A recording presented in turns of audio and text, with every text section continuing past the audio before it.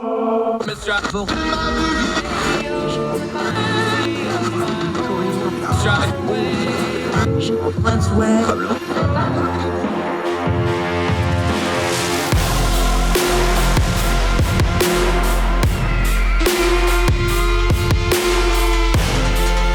host, Andrew Donaldson.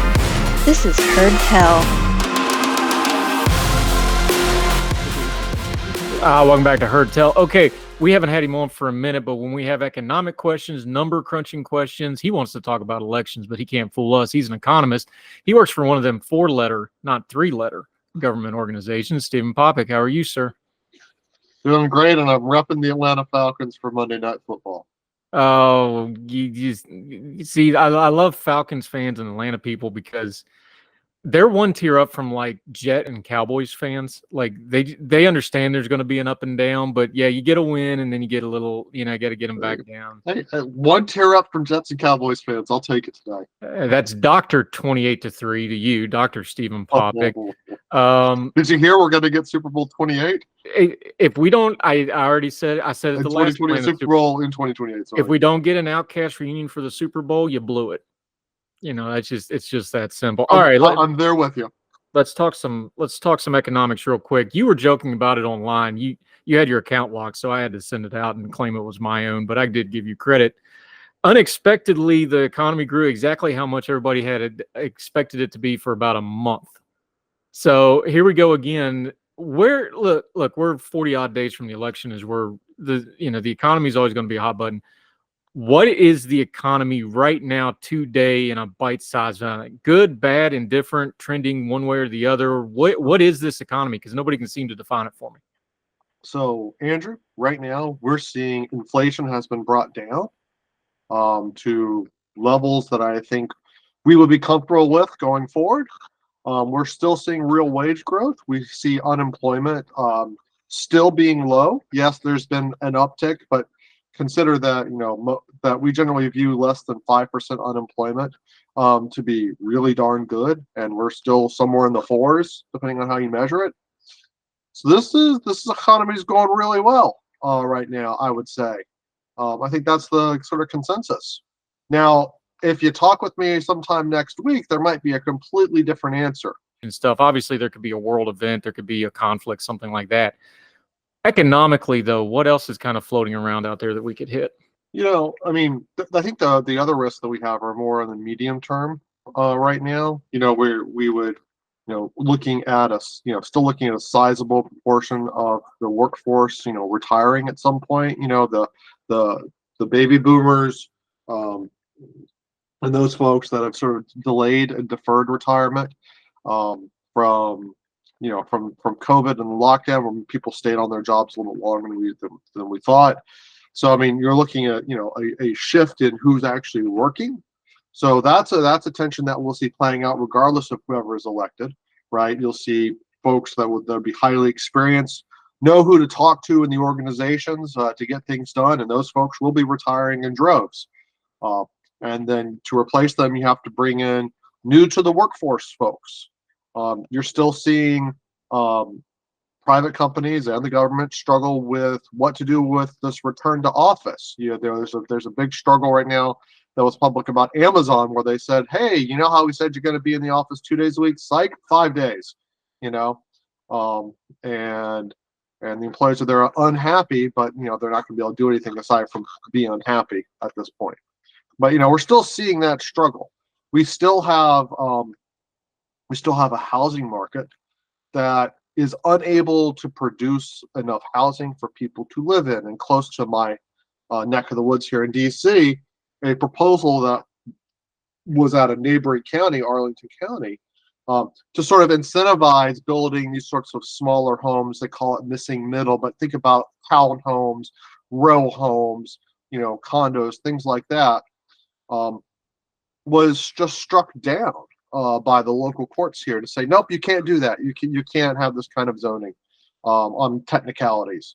And that's frustrating because they're trying to use their very limited land to actually build housing. Because if you basic econ 101, sometimes it's right. If you don't build stuff, if you don't supply things, the price of what is out there keeps going up. And that's why we got a lot Yeah. of folks out there that are like locked out of buying a home. Yeah, and if you can't build outward, you got to build upward. And then this is where the NIMBY YIMBY thing gets to some nitty gritty beyond the online. And I'm sensitive to this too, as people are like, okay, if you start building apartment buildings and townhouses and row houses, you're changing the character of neighborhoods. Totally get that. Understand that. Understand their point on it.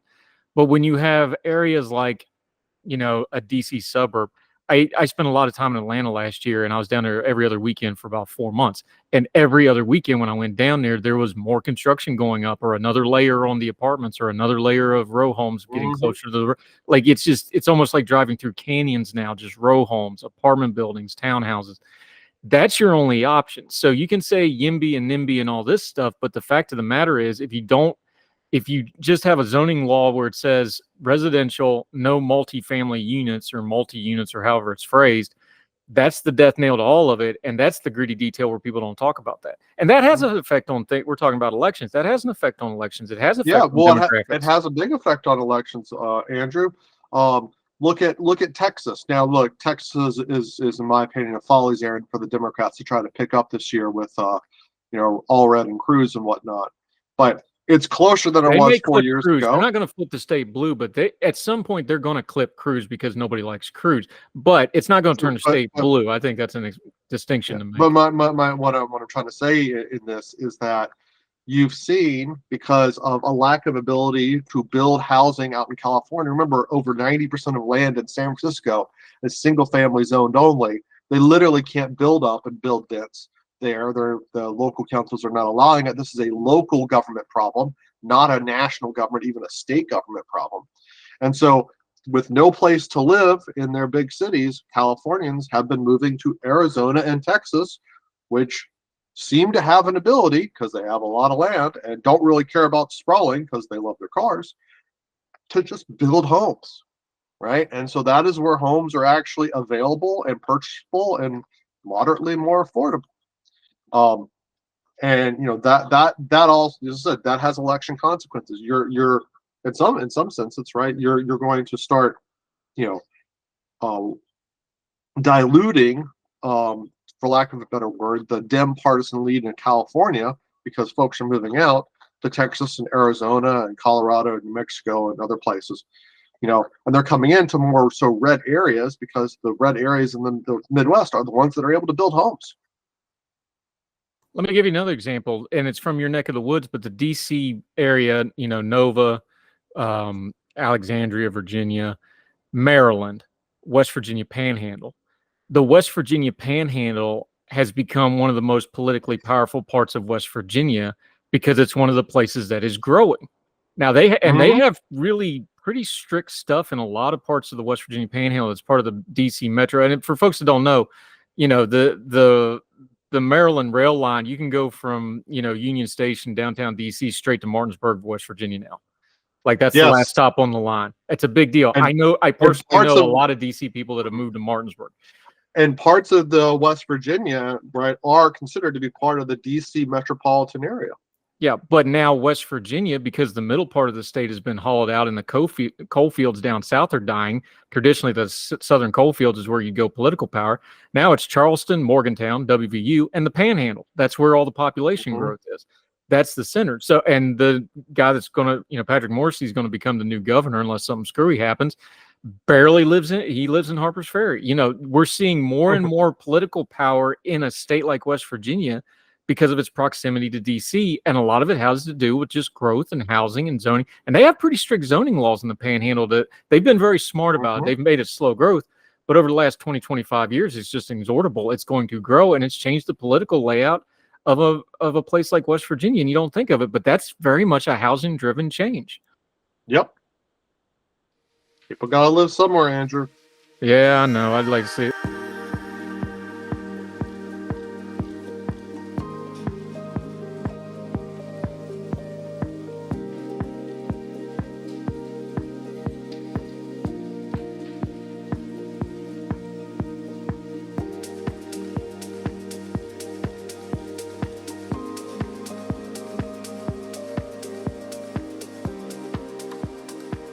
let me ask you about data for a second, because you sent me a chart and I found it very interesting. We're gonna intersperse it into the video if you're watching. All right, great. I don't have to pull it up. That's fantastic. No, well, you won't be able to see it, but I'll put it in. I got it here on my side monitor anyway, so we're there. good. You go. The magic of post-production, the audience will get to see it. If you're watching on the iTunes or the Spotify or whatever, go to the YouTube or the herdtell.substack.com and you'll be able to see this graph. But this is interesting to me because here's my thing. When I look at polls, and I've been saying this on the program, I don't really go off the national average poll because I think it's basically worthless. The only thing it's really useful for is like a momentum type of thing. You can kind of get maybe who's got momentum, who doesn't. But the actual national average polling is pretty much worthless. I look at the swing state polling because we do have an electoral college, so I don't know why we're wasting our time on popular vote. I look at the swing states. I look at a few other metrics like women, like education, the Hispanic vote, the African American vote. I look at those polling numbers. And then you have pointed out something about that rolling national average, about how some of it is accurate, some of it makes sense, but then there's also this thing where we've got a lot of random data where we're just trying to get a line to go straight across it. Is that a fair way to put it? Yeah, I have two concerns about how we use polling when we talk about elections. Number one, if you're talking about what's happening with the Hispanic vote in this country, for example, just to pull a random one, and you're using the crosstabs from these national polls or state polls to tell you how Hispanics are voting, that is fundamentally flawed. The polls that you're citing, so let's just leave in the world of national polls, right? And I'll grant you that state level polls are much better for getting what's happening at the state level, and I'm with you on that. Let's take national level polls. It gives you, they're designed to get an accurate estimate of what the top line is, right? Harris has X, Trump has Y. That's what they're designed to do. They are not designed to then say, and how do Hispanics across the U.S. view it? How do women across the U.S. view it? How do coal miners view this? They're not designed for those subpopulations.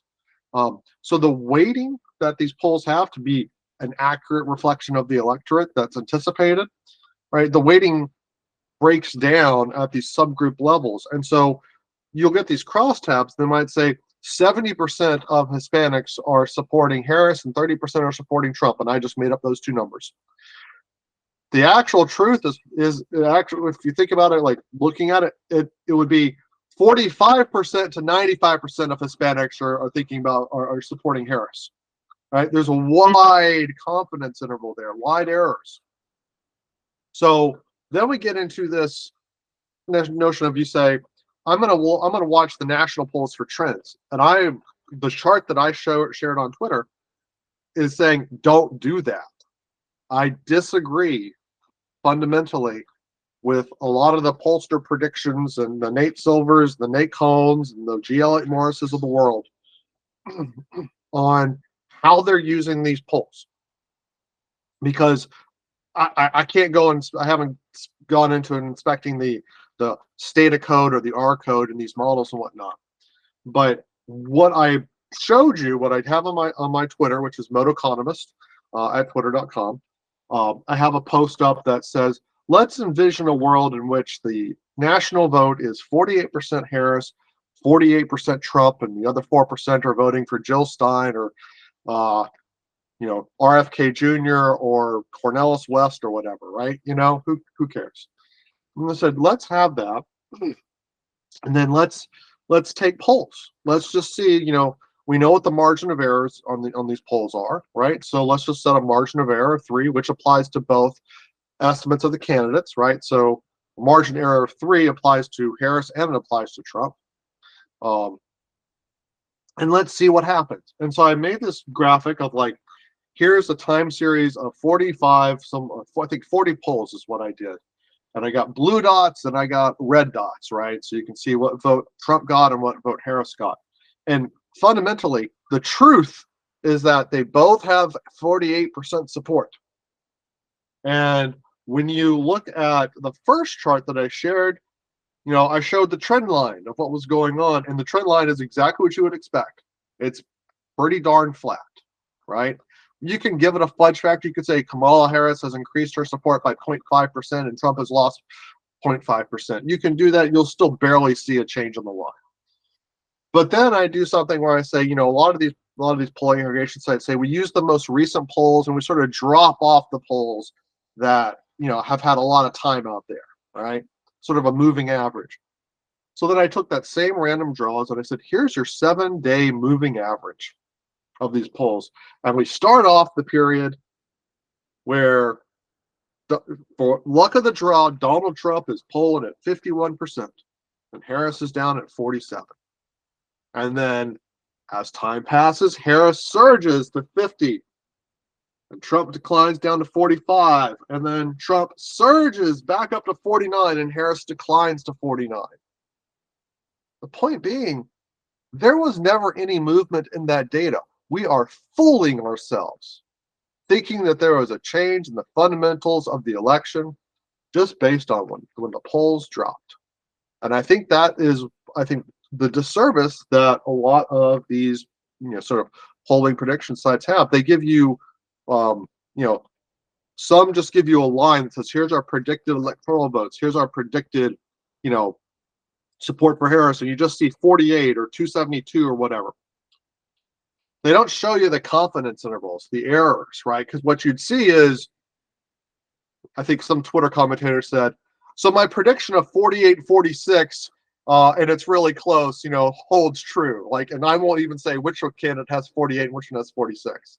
Like, yeah, because with this 48-48 split, you're going to get estimates. I think this is what I really want to drive home here. You'll get a poll, right, that has Kamala Harris up at 54 percentage point support. Trump obviously much lower, but then on the flip, you'll see Trump at 54 and Kamala Harris down at 42, right? And you'll see all these things, and we infer momentum and we infer change, and I'm not certain that we really can do that.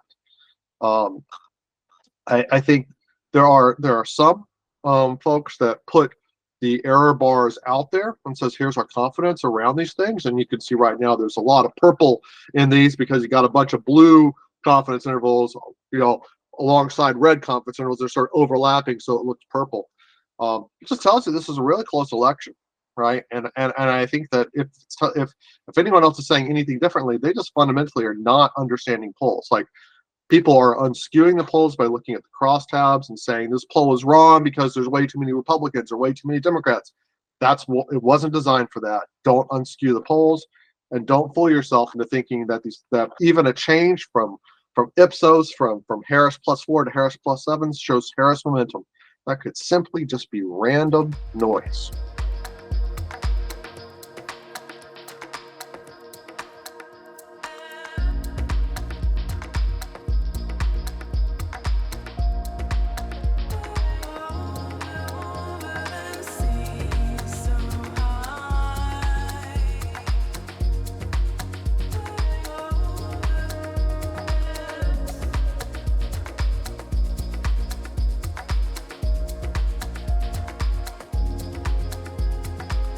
Yeah, and here's the other thing. Stephen Popick joining us. When I look at the polling, and I've been talking about this, and I've tried to be consistent about it, I keep telling people, and they keep getting mad at me, I'm like, Harris is behind in this race. Vice President Kamala Harris, I mean. She's behind in this race, and she's underperforming. And people get really mad at me, like, well, how you can't say that. I'm like, hold on a second. Here's where the skew came. They went from, and you can tell me the data, I'm telling you what I'm watching. They went from no hope when Joe Biden fell apart to, oh my gosh, we got hope. And you got this momentum and enthusiasm surge because you went from nothing to normal. So basically, she put the old coalition back together. So you went from nothing to normal, but because it was nothing and everybody was despairing, it was a big enthusiastic thing. Totally understand that. But when I look at the polling, not the national averages, I'm looking at the breakdown. Let's take that NBC poll from the weekend that everybody looked very good for VP Harris. Looked very good for her. She was behind Biden's 2020 levels with Hispanics. She was behind Biden's 2020 levels with African Americans. She was barely by 1 point better than him in 2020 with women. So, she but can't win Andrew, like that. I got to stop you there because you're diving into the crosstabs of these polls. You have to understand that there are wide errors. There are much larger errors in either direction, right? If you were to go diving into those crosstabs, right? A saying Because it's Harris is 5 to behind 7 by instead of 2 to 3 4. on the margins. Because they go to like 5 to 7% margin of error instead of like a 2 to 3 on the overall. Yeah. So my point is, you could look at the crosstab and say, oh, Harris is behind with women by 1 point. Pure random chance. That is what that could be. And I think highly likely that it is. She could be just as likely to be, I mean, she could be +1. She could be +2. She could be -4, right? It is hard for me to make that inference unless we have a poll. Give me a national poll that is, we are surveying Hispanic voters. We are surveying female voters, and we're going to get the estimate for female voters, and we're not interviewing a single man. And here's how we're going to weight this stuff, and here's how we're to get an estimate of, women's support for Harris or Trump. That's what we're going to do. That's an ideal poll. But to dive into these crosstabs that have much wider margins of error, you are confusing direction with randomness. The fact that people say that there's momentum because Trump was +1 in this poll last month and now is +2 this month. He's gained a point. My point that I'm trying to make is that's probably a mirage. It's hard to conceive, at least from my worldview, a highly polarized electorate seeing massive swings in support for either of these two candidates. Changes are, you could be picking up maybe it's enthusiasm of who's responding. I'm always concerned about non-response bias. You have to weight your way out of it, and you're guessing. And if you're using the weighting scheme from the past election, you're probably wrong. But I think there's so much going on there. So, like, fundamentally, we won't know how people really voted until after the election, and we get those exit polls, and then we can say, you're going to answer truthfully. Did Harris pull the old coalition back together, or did she not? I agree with you. I think this election is razor tight. That's my viewpoint when I look at these things. I think that we have a lot of stuff to come in the last month. We know October changes things. That's why we have October surprises. And it's going to come down. It's going to come down, to election day. I don't think we're going to have a clear sense. Even if you tell me, Harris has, 60% chance on election day, I don't know if I wouldn't call that her being favored. I think that's pretty much dead even heat at that point. And then we're not going to find out who actually won the election until several days later, because when we're talking about these swing states, right? If you look back at 2020, it was multiple days after election day before they finally got done processing all their absentee ballots, all their provisional ballots, all the things that were left over for these states to do to determine what is the actual vote count for the two candidates.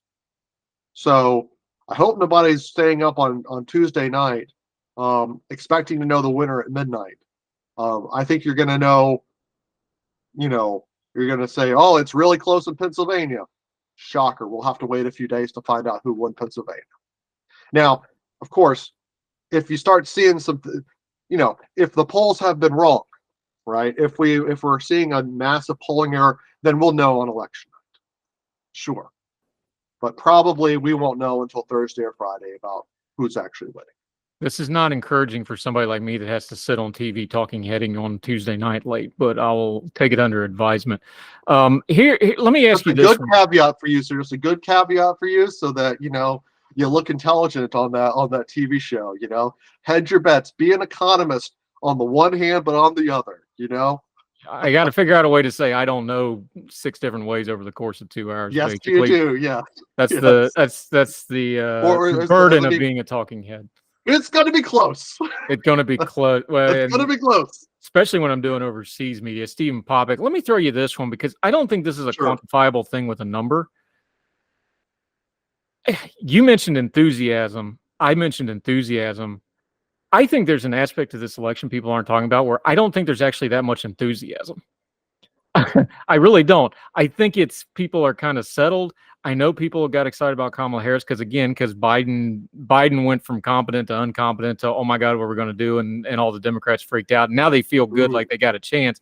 Even Trump people have got to start having fatigue in year 9 of the Trump era. Like, I don't see as much enthusiasm for him as it. I think enthusiasm is the wrong way. I think some of the weird numbers we're seeing is because maybe people they're going through the motions of enthusiasm, but there ain't actually a whole lot of enthusiasm underneath. So there's actually some good data on that. I won't go into Thank God, because you left me out on a limb on that last one. There is some data on that, and it actually sort of backs up what you're thinking, Andrew.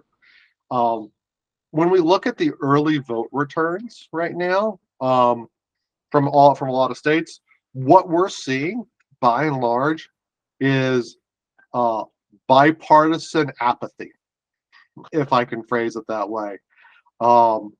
We're seeing, looking at the early returns, sort of extrapolating out what we think the total turnout's going to be. It looks like both Democratic leaning voters and Republican leaning voters, right now they're just not as interested in this election. So will that hold up for a whole month? Who knows? But the early indications are it is not enthusiasm. And I think more of it is maybe the question, Andrew, is who wins this election, is who convinces the folks to trudge off of their butts from the sofa, and just shuffle down and cast their vote and just sort of mumble under their breath the whole way there and back. This is a big deal, though, what you're talking about, because, and here's why I say I think Harris is behind and needs to play catch up, and her team should act like she's behind. I agree that her team should act from behind, but I want to say I disagree with you that Harris is behind right now. I think she's ahead, but I think it's, if I were to give election odds today, I call it 53-47 for Harris, which is functionally, as I said, wide error bars. If you're sitting here telling me, well, Stephen, I think it's 53-47 Trump, I would go, we're both probably equally right. I could see that. But I have to work off of historical record, what I know. What's the one thing I know about the Trump as a candidate? High floor, low ceiling. His base is going to show up. Now, where's that? Is that base 46, 47, 48%? It's somewhere in that range. His base is going to turn out. I know for a fact his base is going to turn out. So if you have a depressed enthusiasm election, which this is kind of heading to, although I still think, look, if you put a gun to my head today, who wins? I'd say Harris, and here's why. I think there is going to be a surge of people who are just fed up and don't consume media and don't talk to media, and I think they're going to wind up showing up in the election in certain places. But might be wrong about that. That would be a margin call, but that's where I'm at on this. Harris wins if she goes on Hot Ones. Oh, come on, stop. Here's you're looking at this electoral map, though, and you're a numbers guy. I am. She could win the entire Rust Belt and still lose because the Sun Belt's just more people and Trump's stronger there. Like the electoral map we're dealing with is very different now. Well, if she wins the blue wall states and any two, she wins the election. I look at states like, I know people are ahead. You talked about Texas earlier. I think we've heard the same thing about North Carolina for a while. I know demographically at some point it's going to flip back. I know a lot about North Carolina politics. Is it going to be this year? I don't know. If they do get it, it would be razor thin. I don't think you could even call it No, I'm not including Arizona, North Carolina, and Georgia in Harris's column. Georgia is going to be a mess because, like the last time, man, if Georgia's close, Georgia's going to make Florida 2000 look like a picnic because it's going to be ugly, and they're preparing to make Georgia ugly. Pennsylvania, but like you said, you get Pennsylvania wrapped up, you get Arizona, you get a couple of these others, you may not have to worry about it. Yeah, I think, if we're watching, if you're doing the election night thing, right? If you start looking at what happens in North Carolina, and I think Steve Kornacki had a really good piece in 2020 and 2016 when he was showing what was happening in some of these precincts on various places, and very early on for saying, I think, showing that Trump was a lot stronger than people thought, and things were trending his direction. And he was saying that like at 8:30 at night. So I think he did a pretty good job of reading the data. if you're watching some of these precincts and you're seeing how they turn out, and looking back at 2020, that could give you an early sense as to where, say, like a North Carolina might happen. And so a surprise would be North Carolina getting called, right, or seeing the direction that North Carolina is going. That's the state I'm watching in this election, because it's going to tell me a bit about. It's going to tell me Georgia, a bit about Georgia, right? And I'm not going to find out Pennsylvania for 5 days, so I can't really watch Pennsylvania, because that's my prediction on Pennsylvania. So I think North Carolina is the state to watch.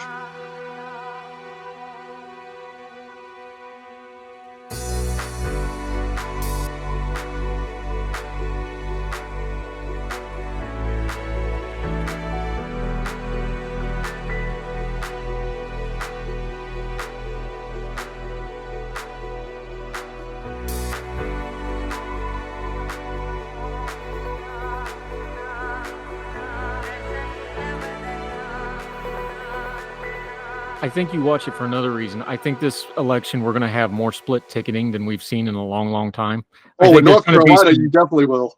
And North Carolina is going to be the center of it, as is Arizona, because of the Senate race. North Carolina is different because you have the lieutenant governor situation. Mark Robinson, we covered it on another program. If you don't know the ins and outs of it, I'm not going to weed into that filth right now. Just go to Herd Tell. Pull it up. You can hear my rant about Mark. We can do better as a country than nominating folks like this. Look, he was already losing he was consistently in the double digits down to Josh Stein anyway. He was already going to lose.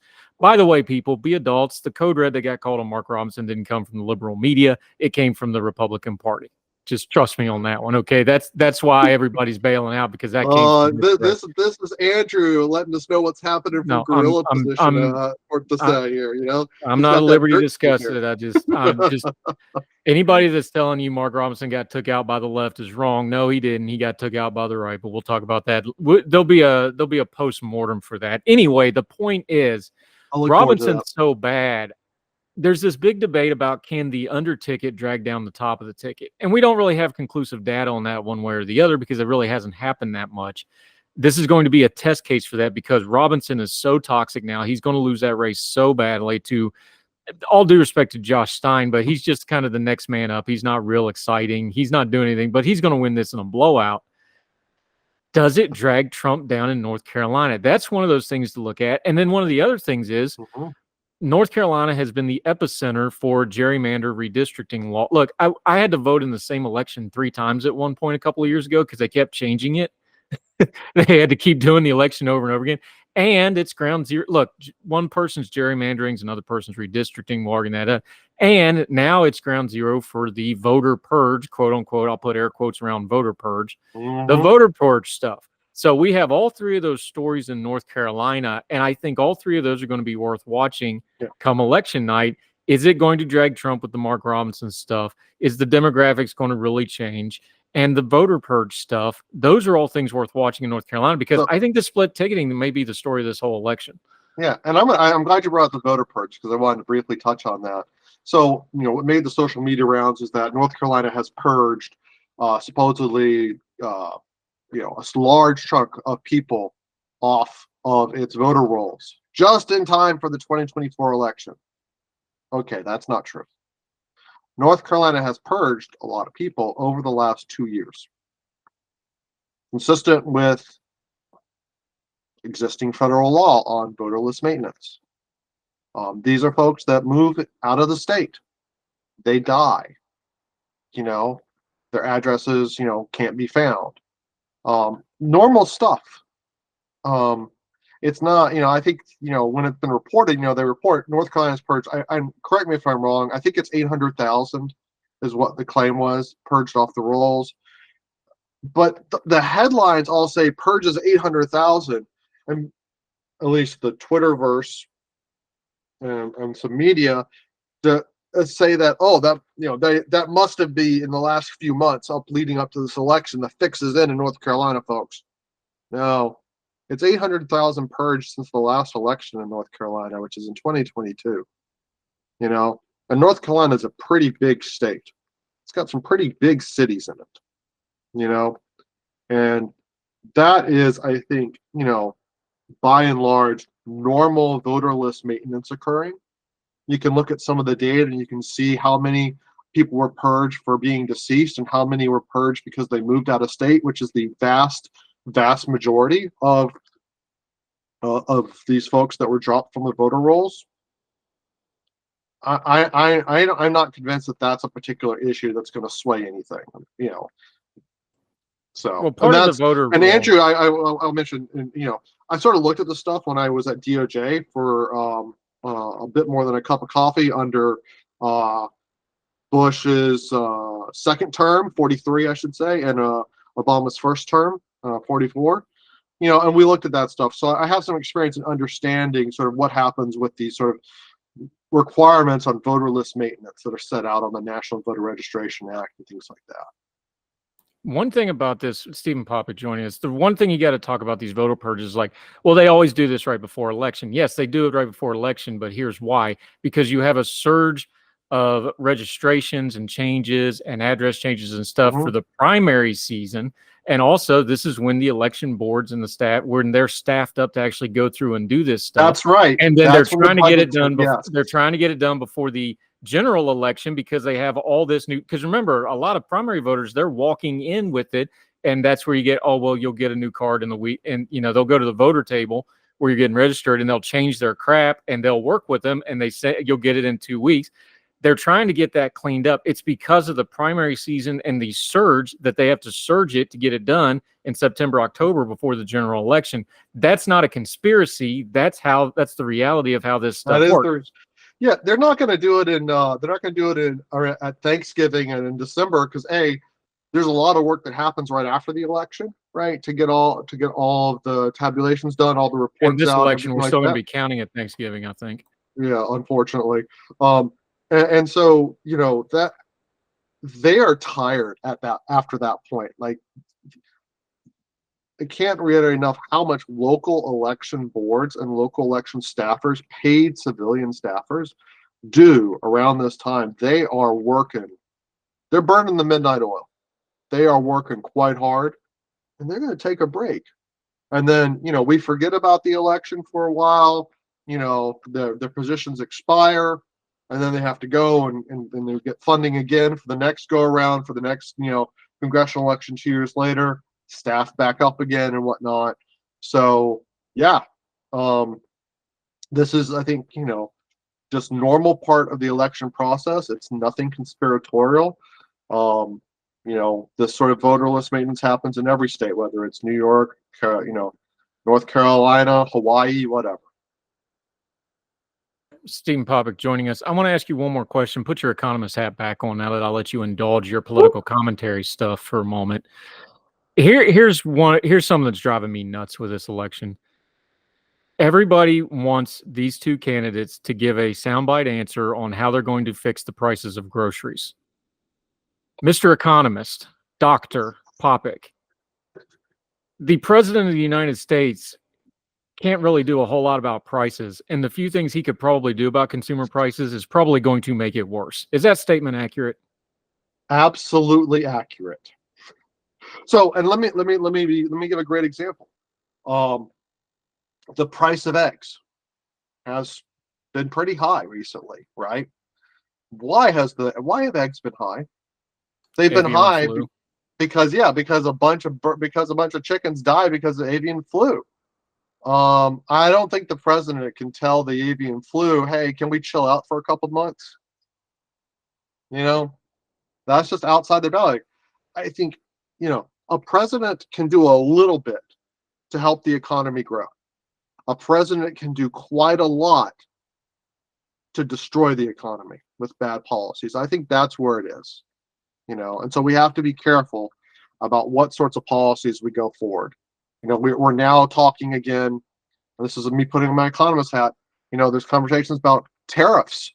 And by the way, tariffs, you know, these 10% across the board tariffs, which by the way, I agree with Scott Lindencombe from the Cato Institute, this all it would do is basically raise prices for the consumers at the end of the day and probably lower income consumers. Sounds like the kind of people that, you know, we might want to help, not hurt. But it's not just Trump proposing these tariffs. You've got Jared Golden, who's got a tough fight out in Maine, right? He's on board with these tariffs. Tariffs are an easy answer to a complex question. And I would say for any policy, like, I don't know, I think, capping capping student loan payments or something like that. Something that's an easy answer. We've heard that from the Harris administration, from Biden Harris. So it's an easy answer, a complex problem. It's probably not the right answer, and it probably has a lot of perverse outcomes that occur on that. We should be careful, right? Simple solutions aren't simple, and they often hurt. Would this be a good time for my rant about just make student loans bankruptcy eligible? Because then that means it's no longer guaranteed money, and that would fix a lot of the higher education stuff. But would that be a good time for this rant?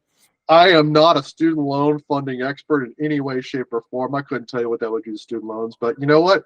Rant on. As I said, if it's a more complex answer, then I think get closer. I want to say, something that I really enjoyed reading this morning. I think even though he's retiring, I think Senator Romney has put out a really interesting and fact-based proposal around sort of child tax credits and family credits. I would encourage folks to read it. I think it's a solid blueprint for policies for the next administration, whoever that may be. Yeah. Let me ask you that, since you just brought it up. I want to actually bring this up. We vote for the candidates: Trump, Harris, Biden, Romney, Obama, McCain, Bush. Go back however far you want to go. We put their names and faces to it because that's who gets covered. Who these people pick as economic advisors, same with foreign policies, same with monetary policies, same with education, pick whatever you want. The advisors they pick really, really matter because they're not experts on this. They're just going all, they sit in a meeting, they give the idea, and then ideally the leader picks the best idea or compromise thereof and goes with it. What do we do to find out the economic team these people have behind them? Isn't that something we should pay a little bit more attention to? Because really the candidate's going to do whatever their economic advisors are, and they usually make a big deal of going, this is my economic advisor, this is who's advising me, these are the people around me. Isn't that something we should actually pay more attention to than we do? Yeah, I think so. And you can look at you can find out who their advisors are by going to their the respective campaigns' websites. They'll have advisors, or you can look at who's stumping for them in the media that's not a politician. And so you can also then look. Something I would tell people to do is, hey, these economists probably publish some stuff like from the National Bureau of Econ Research, or they have been at the Council of Economic Advisors beforehand. Google them, see what kind of research they're doing. I follow Jason Furman on Twitter. He was Obama's CA advisor. I think I follow Kevin Hassett, who was pretty sure he worked for President Trump at one point in time, although for a short cup of coffee, I think. I follow them because I see what their research is, what they're working on.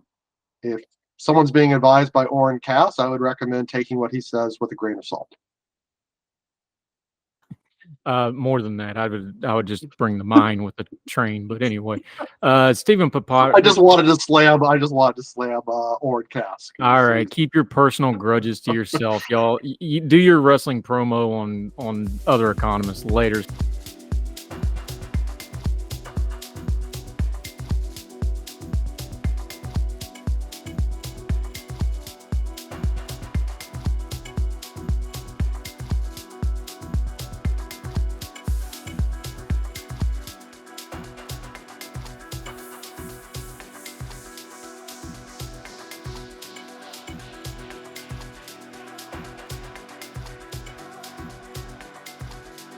For Stephen Popick joining us.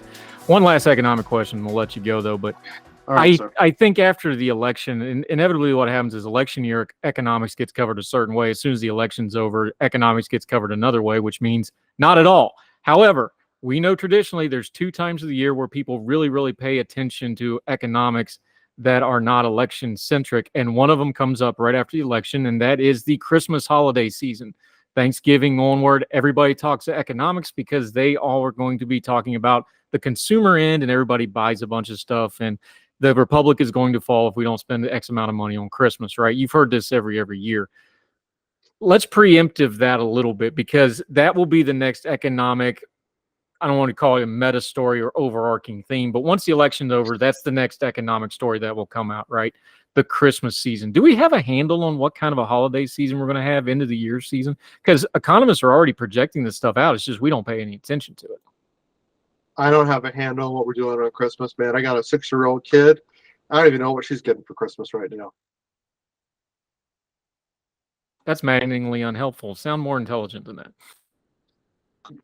I think that I think you should be able to admit when you don't know the answer. But you know what Just I'm like saying, though. That's yeah. how we cover Christmas economics. Like, oh God, we're all economists now because the Christmas spending. It's amazing. So what we'll continue to what I think we'll see. Black Friday is thankfully going to become less and less of a thing, because we're all getting used to buying it off Amazon or Temu now, apparently. Well, let's not get into that. Yeah, let's not. Is there an economic literacy problem among the populace? Look, they only get the news that's offered to them, but we do have a la carte news where you can get your own. What's the economic literacy of America right now? Because I think it's I don't think it's poor. It's poor. I think a better way of saying it besides poor is it's very slanted to just whatever your feet. Look, we're talking vibe election because it's a vibe election. I hate the term, but I don't have a better term for it. The vibe economy and vibe economics don't translate. I think that's actually more of a problem than just the illiteracy of it. Is like, oh, well, we only pay attention when it hurts, and then we get mad, and then it's just make it stop hurting, and then that's the extent. Is that a better way to lay it out?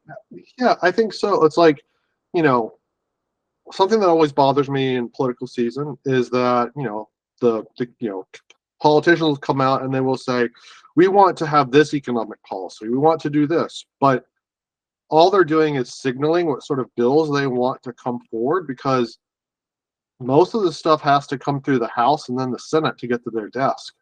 They can say they want Fed policy to be this, but that's up to the Fed chair and the Fed committee.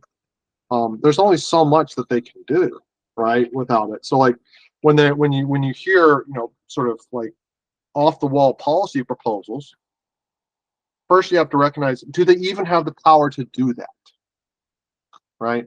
And I think that's where we failed before we even get to the economics and how well we understand them as a people. I think we've forgotten our civics and what actually government does at each of its layers, what it can do, what it can't do. We need to bring back, the little, it's just a bill. We need to think about how that works. We need a it's just the economy version of that, so we can know what the Fed is doing, and what, who writes tax policy. It's not the White House, it's the House submits the tax policy ideas. So I think just knowing what presidential candidates can control, it was more about foreign trade, right? They can control that. They can control some trade agreements, things like that. But we lack that fundamental civics of what politicians can actually do, given what position they hold. And then in terms of economics, I think it is a failing of the economics profession as a whole, that for a very long time we were not approachable. We did not distill things down to have it make sense to folks that don't spend their time looking at a lot of fancy Greek and Roman letters. We're doing better at that now. There's some economists that have some decent podcasts, trying to have better media out there, trying to explain things more simply, but also still be accurate and not treat people like they're dumb, because people are not dumb. They're just not exposed to it. And so when you're not exposed to these things, it's a lot easier for you to miss something that's quite factual. Yeah, and I think that's an important point you just put, is it's really hard to understand economics. And economists, not to compare because it's unfair, but it's kind of like scientists during COVID. Scientists were their own worst enemy during COVID because they're just not used to talking to the public. So you start putting these guys on TV and they come off really bad because they're academics and scientists and they're not communication experts. No offense, but economists have that same problem a lot of the time. They don't teach you don't take communication classes when you get your econ PhD. I'll say that much.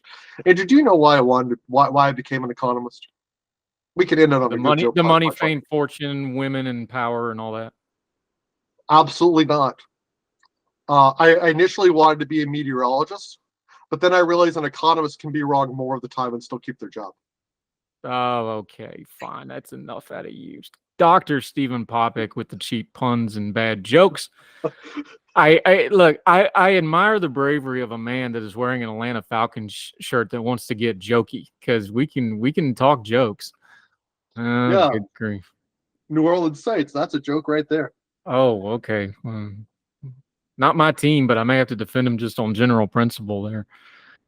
But, I admire a team that has the same championship record as the name of its owner. That's a good thing. I'll tell you this. We played the Chiefs last week, and but for a uncalled pass interference call at the end of the game in the end zone for the game-winning touchdown, we played the Chiefs really close. I lost a bet with a colleague of mine, so I suffered that Monday with the team's background of Patrick Mahomes and Travis Kelce smiling and slapping a high five. Yeah, and I had to put up with that for 8 hours. I think he's happily married, but maybe if we could get Cousins to date a pop star, maybe that would get you all over the hump. I don't know. We'll see. Maybe something. Anything. Look, let's just try to get Outcast at the Super Bowl first, okay? Hey, the owner puts himself in the Ring of Honor. That'll fix everything. I mean, you're a pro wrestling fan. Was that not the biggest pro wrestling move ever? It's like, I'm going to put myself in my own Ring of Honor. And I'm picking on Arthur Blank. He does amazing stuff for the community in Atlanta. If you're not familiar with Atlanta, the dude has poured probably tens, if not hundreds of millions of dollars into the community. So he's a fine human being. But if you're a football fan, you have at least one thanks to give Arthur Blank and the Falcons organization. And that is the introduction or the reintroduction of fan-friendly pricing. And so even though, ticket prices have been going crazy in the NFL, but Atlanta was sort of the first mover in the NFL to say, you shouldn't have to pay $10 for a Coke or $15 for a cheeseburger, right? It is regular prices. And if you got a varsity burger from the varsity in Atlanta, great place to go. There's the varsity and Mercedes-Benz. You'll pay the same price for the hamburger there as you would at the regular varsity. That's a great move. And after Atlanta did it, a lot of other NFL franchises started to do that too. Yeah. So look, we'll take our lumps about 28-3, but there's a couple things that we can be proud of. Fan-friendly pricing, Warwick Dunn being an amazing human being. God, yes. Amazing. There's a couple of things that we can all take pride in. Our buddy Donnell Suggs, who's been on this program, he's the editor of the Atlanta Voice. He actually goes to all the Atlanta Falcons game and the Atlanta soccer games in Mercedes-Benz too. He actually got to go, and he's got a post up. You can go see it on his social media, where he got to do when they opened their pre-season thing, where they're like, "Here's all the new amenities, here's all the new food." It was amazing, the stuff that they're doing in Mercedes-Benz. So a little fun football, because economy and politics are bad. Stephen Popick, let people know where they can keep up with you other than when they talk to you here. We'll keep having you back. And let folks know where they can follow you, my friend. Yeah, come follow me on Twitter at Economist. And let's get back together in about a month and 2 weeks and see if anything that I said actually held up. Yeah. Hopefully we have the election wrapped up before Thanksgiving, but I've got my doubts. We'll see how it goes. Stephen Popick, appreciate you, sir. Thank you for the time. Thank you, sir. Bye-bye. Yep. All the music on Her Tell is provided under a Creative Content license from monstercat.com.